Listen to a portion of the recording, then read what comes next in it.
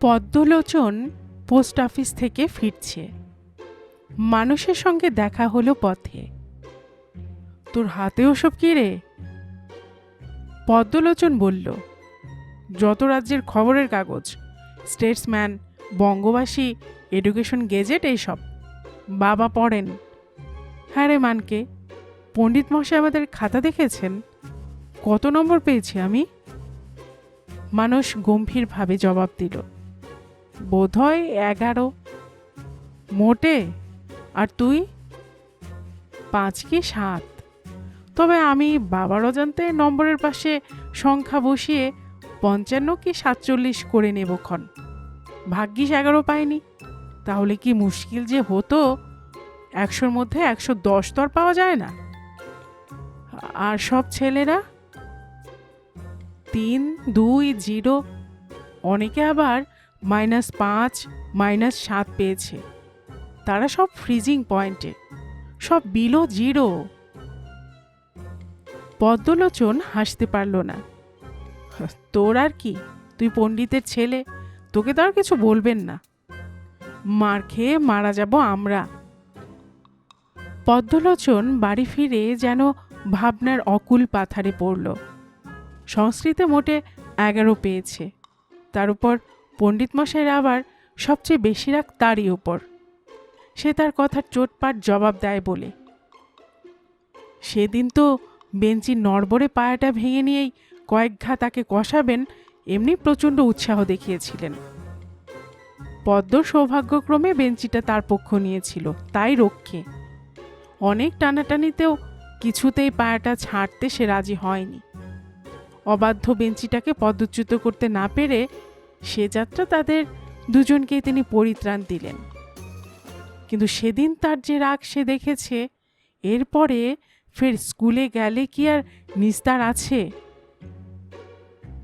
খবরের কাগজগুলো বাবাকে দেওয়া তার হলো না। নিজের পড়ার টেবিলে ফেলে রেখে নাওয়া খাওয়া ভুলে সে ভাবতে বসল। ভাবতে ভাবতে সমস্ত যখন তার এলোমেলো হয়ে এসেছে, এমন সময় হঠাৎ তার মনে হলো একটা পথ যেন পাওয়া গেল পণ্ডিত মশাইকে জব্দ করবার। একটা উপায় যেন সে আবিষ্কার করেছে। সংবাদপত্রগুলো খানিকক্ষণ নাড়াচাড়া করে সে হাসি মুখে টেবিল থেকে উঠল। স্কুলে গিয়ে শুনল, সংস্কৃত পরীক্ষায় তাদের নম্বরের বহর দেখে হেডমাস্টার মশাই এমনই হতভম্ব হয়ে গেছেন যে তিনি স্বয়ং আজ পণ্ডিত মশাইয়ের ক্লাসে আসবেন। খবর পেয়ে পদ্মলোচন খুশিই হলো। সে প্রস্তুত হয়ে এসেছে। আজ একটা বিহিত সে করবেই। তার নাম পাল্টে ধূম্রলোচন বলে ডাকার, যখন তখন বেধড়ক পিটন দেওয়ার প্রতিশোধ আজ তাকে নিতেই হবে। ক্লাসে ঢুকে নাকে নস্যি গুজে 40 মিনিট তিনি ঘুমিয়ে সুখ করবেন, আর বাকি 10 মিনিট সুখ করবেন পড়া নেবার ওছিলায় তাদের পিটিয়ে। এটি আর হচ্ছে না। পদ্মলোচন মরি আজ। হেড পণ্ডিতকে সঙ্গে নিয়ে হেডমাস্টার মশাই ক্লাসে ঢুকলেন। ছেলেদের জিজ্ঞাসা করলেন, সবাই মিলে তোমরা সংস্কৃতে ফেল করলে কি করে হে? ছেলেরা নিরুত্তর। তিনি আবার প্রশ্ন করলেন, তোমাদের কোনো গভীর ষড়যন্ত্র ছিল নাকি? পদ্মলোচন জবাব দিল, পণ্ডিত মশাই আমাদের পড়ান না স্যার। পণ্ডিত মশাই চোখ পাকিয়ে বললেন, কি অধ্যাপনা করি না? যত বড় মুখ নয় তত বড় কথা। হেডমাস্টার মশাই পণ্ডিতকে বাধা দিলেন, আপনি থামুন, কি বলবার আছে তোমার বলো। সেদিন আমি পণ্ডিত মশাইকে একটা শ্লোকের মানে জিজ্ঞাসা করলুম, অবশ্য পড়ার বইয়ের বাইরে। আনসিন প্যাসেজ তো আমাদের থাকে অ্যাডিশনালে, তা পণ্ডিত মশাই তার মানেই বললেন না। পণ্ডিত মশাই রাগে ফুলতে লাগলেন, কি কোন শ্লোকের অর্থ আমি করি নাই? শ্লোকার্থ জানি না আমি? দাঁত কিড়মিড় করে পণ্ডিত মশাই যেন ফেটে পড়তে চাইলেন। নিয়ে আয় তোর কোন শ্লোক আমি অর্থ করতে পারি নাই। হেডমাস্টার আশ্বাস দিলেন, বলো, ভয় কি? তোমার মনে নেই বুঝি? পদ্মলোচন ঘাড় নাড়ল।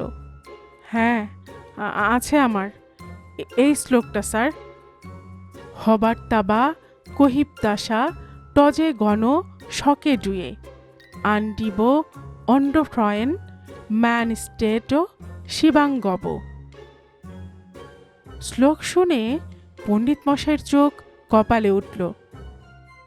ভুরু কুঁচকে ভাবতে লাগলেন তার সারা জন্মে এমন অদ্ভুত শ্লোকের সাক্ষাৎ তিনি পেয়েছেন কিনা।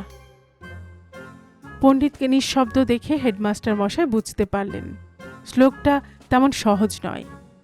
তাই তাকে উৎসাহ দেওয়া তিনি প্রয়োজন বোধ করলেন। একটু একটু বোঝা যাচ্ছে যেন উপনিষদ কিংবা পাজির বোধ হয়, কি বলেন? পণ্ডিত মশাই মাথা চুলকাতে লাগলেন। কোনো উদ্ভট শ্লোক, উদ্ভট গ্রন্থ থেকে এর মর্মোদ্ধার করতে হবে। আমি আজ বৈকালে এর অর্থ করে দেব। ও যেন মানকের সমভিব্যাহারে আমার বাড়ি যায়। পদ্মলোচন বলল, না স্যার, সামনে দুর্গাপুজো, আমি বিছানায় শুয়ে থাকতে পারবো না স্যার। পণ্ডিত মশাইয়ের প্রহারের ভয়ানক প্রসিদ্ধি ছিল। হেডমাস্টার পদ্মলোচনের ভয় দেখে হাসতে লাগলেন। পণ্ডিত মশাই, ওটা কাল আপনি স্কুলে বলবেন, তাহলেই হবে। আমারও জানার কৌতূহল হয়েছে। একটু ঘেটে দেখবেন, পাজির কিংবা উপনিষদদের হবে। ওই দুটোই তো আমাদের যত রাজ্যের শ্লোকের আড়ত। পণ্ডিত মশাই গম্ভীর হয়ে বললেন, বেশ, আমার স্মরণে রইল। বাড়ি ফিরে পণ্ডিত মশাই শব্দকল্পদ্রুম নিয়ে পড়লেন। উদ্ভট সংগ্রহটাও পাতি পাতি করে খুঁজলেন। কোনো দিকেই শ্লোকটার কোনো সুরাহা হলো না। নাকে অ্যাক্টিভ নস্য দিয়ে তিনি দারুণ মাথা ঘামাতে লাগলেন। হবার তাবা সংস্কৃত বলে বোধ হচ্ছে বটে, কিন্তু অভিধানে তো শব্দ নাই।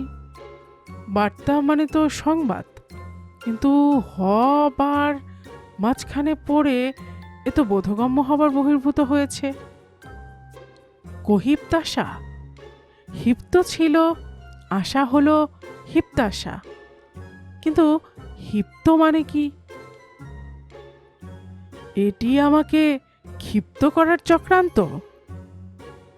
শিবাঙ্গব, কেবল এই শব্দটার অর্থ অনুধাবন করা কঠিন নয়, কিন্তু টজে গেল বা কি আর ওই শকে ডুয়ে। পণ্ডিত মশাই অসুখের অজুহাতে 3 দিন ছুটি নিলেন, কিন্তু 3 দিনের জায়গায় 7 দিন হয়ে গেল, তবে স্কুলে তার পদার্পণ নেই। তখনও তিনি শ্লোকটার কিনারা করে উঠতে পারেননি। সেদিনই সকালে উদ্ভট কল্পতরু নিয়ে পাতা উল্টাচ্ছেন। এমন সময়ে নেপথ্যে পায়ের আওয়াজ কানে আসতেই হুঙ্কার দিয়ে উঠেছেন, কে যাচ্ছিস ওখান দিয়ে? টেটো? মানকে নাকি? টেটোকে তামাক দিতে বলতো, কিঞ্চিৎ ধূম্রপান আবশ্যক। মানুষ বলল, টেটো এখন কোথায় টোটো করছে কে জানে। তবে তুই সাজ, গড়গড়টা আমায় দিয়ে ধূম্রলোচনকে ডেকে আনতো একবার। সে আসবে না বলিস? মা ভই, আমি অভয় দিয়েছি, কোনো ভয় নেই অতপর। বুদ্ধির গোড়ায় ধোঁয়া লাগলে কিছু সুবিধা হবার আশা করেছিলেন, কিন্তু ক্রমশই তার কাছে সব আরো ধোঁয়াটে ঠেকতে লাগলো। আন্ডিব অন্ডফ্রয়েন, এ যে কি বস্তু তার রহস্য ভেদ করা থাক, অনুমান করতেও তিনি অপারক। এই যে ধূম্রলোচন, এসেছ? বাবা পদ্মলোচন, আর প্রণাম করতে হবে না, বসো বসো। তুমি কি শ্লোকটার সদর্থ জানো? জানো নাকি? জানলে কি আর জিজ্ঞাসা করি স্যার?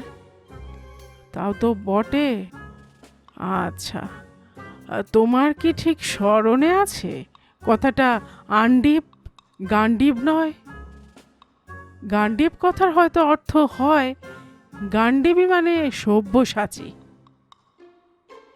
কথাটা আন্ডিব স্যার, আমার বেশ মনে আছে। পণ্ডিত মশাই ঘন ঘন তামাক টানতে লাগলেন। সমস্ত শ্লোকটাই তোমার বেশ স্মরণ আছে, কোথাও কিছু ভুল করনি, তাই তো? তবে তাই তো। পদ্মলোচন চলে গেলে পণ্ডিত মশাই এবার বৃহৎ শব্দার্থ সংগ্রহ নিয়ে পড়লেন। মানস সাহস সঞ্চয় করে বলল, আমি ওর একটা লাইনের মানে করতে পারি বাবা। বাবা অভিধানের পাতা থেকে চোখ তুললেন। কোন লাইনের? দ্বিতীয় লাইনের। যদি আন্ডিবের জায়গায় আন্ডিল হয় আর শিবাঙ্গবর জায়গায় হয় গবাঙ্গব। পণ্ডিতের বিস্ময়ের অবধি রইল না। তিনি মহামহোপাধ্যায় হয়ে হিমশিম খেয়ে গেলেন। আর এই দুগ্ধপোষ্য বালকের মূঢ়তা দেখো। আগে হলে তিনি মেরেই বসতেন, কিন্তু এখন তার অবস্থা অনেকটা নিমজ্জমান লোকের মতো। তাই কুটো হলেও মানুষকে তিনি আশ্রয় করলেন। কি শুনি? মানুষ তথাপি ইতস্তত করতে থাকে। বলবো? বলতেই তো বলছি। আন্ডিল মানে এক আন্ডিল কিনা এক গাদা।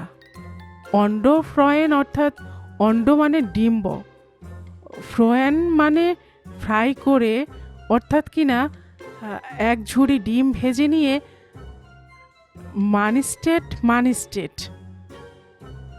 ওইখানে তো আমারও আটকাচ্ছে রে।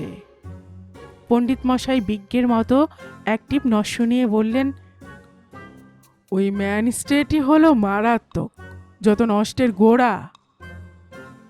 আমি কিন্তু বুঝতে পেরেছি বাবা। মানিস্টেট বলবো? ওটাতে পদ্ম হতভাগা আমাদের উপর কটাক্ষ করেছে, অর্থাৎ কিনা মানস আর টেটো, আমি আর আমার ভাই। বটে, গম্ভীরভাবে পণ্ডিত মশাই বললেন। সমস্তটা জড়িয়ে মানে কি হলো তবে? অর্থাৎ কিনা এক গাদা ডিম ভেজে মানুষ আর টেটো গবাঙ্গব গপ গপ করে গিলছে। বোধহয় দেখেছিল। দেখতে দেখতে পণ্ডিতের চক্ষু রক্তবর্ণ ধারণ করল। তিনি আর্তনাদ করে উঠলেন, কি? আমার পুত্র হয়ে ব্রাহ্মণকুলে জন্মগ্রহণ করে তোদের এই জঘন্য কীর্তি? তোরা কিনা ডিম্ব গলাধকরণ করিস? হংসডিম্ব কি কুক্কুটাণ্ড কে জানে? বলেই তিনি মানুষের পৃষ্ঠপোষকতার মতলবে তার পাদুকা উত্তোলন করেছেন।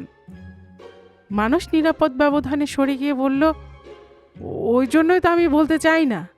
আপনার মস্তক ঘর্মাক্ত হচ্ছিল বলে তো বললাম। মস্তক ঘর্মাক্ত হচ্ছিল? আর এখন যে আমার চতুর্দশ পুরুষ নরকস্থ হলো, তার কি?